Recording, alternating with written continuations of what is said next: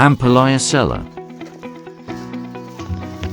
Kaya nag-harvest man ta karon og palya, so una namang gibuhat kaya amo nang gipang timbang og kadili man jud matumong sa tunga og sa usa ka kilo ay hasta kay taglapas na siya diya. Yahayas mo palit charot.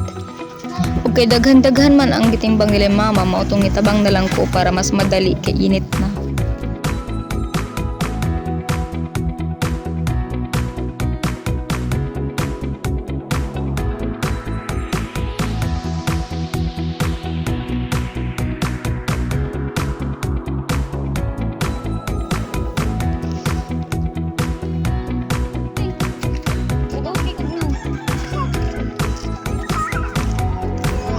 Og daring dapita be kay nagsugod na taglibo do niya yaw-yawan kay ta diri nga dako kay di lagi ni kahibaw mudahan niya kung manghud na mahuwad man ning taon oy na di man di pwede madisgrasya ning among gilibod kay palya baya ni.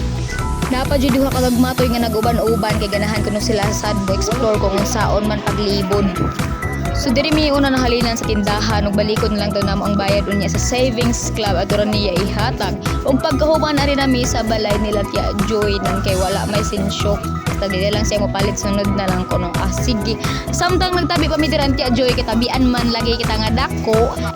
Aw kay gipauli data sa tong manghud.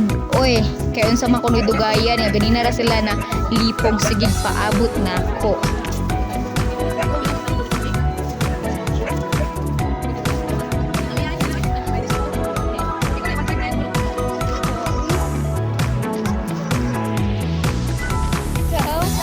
Ug diring dapita kay mapasalamaton ko kay mas ni comfortable lang among kinabuhi kay gipahuwa mamig sudlanan para din ako numi maglisod. Ni-insist jud sila. Thank you kaayo tiya sa pagpahuwa. Ug naabot ta diri sa may dagat ug thankfully bisag layo kay nipalit jud sila oy dili ka mahayan ang pag-adto ang sa badi ay. Siyempre ikaw ginamaligya dapat adton jud na nimo mopalit sa dili. Og diring dapita kay wa naman koy gana in taon mo dala kay kapoy nakaayo ni pulis sa diya si Mia kadali. Aw, di ay bitaw ako gikapoy. Nagbantay ko sa akong manghud kay gisapot ta siya kay wa mi nagpalit akong giingan nga maglibod man ta di man kita-kitay mamalit. Og direng dapita kay last naman kidalasan lang jud duha ka butos giurot Manila hagard na kay ta diri oy nag-explain sa ilaha kung pila na unsa ba na. Init naman. Duwa na lang ti oy. Duwa na lang kada pa ko sigan to nga duwa ko pareho.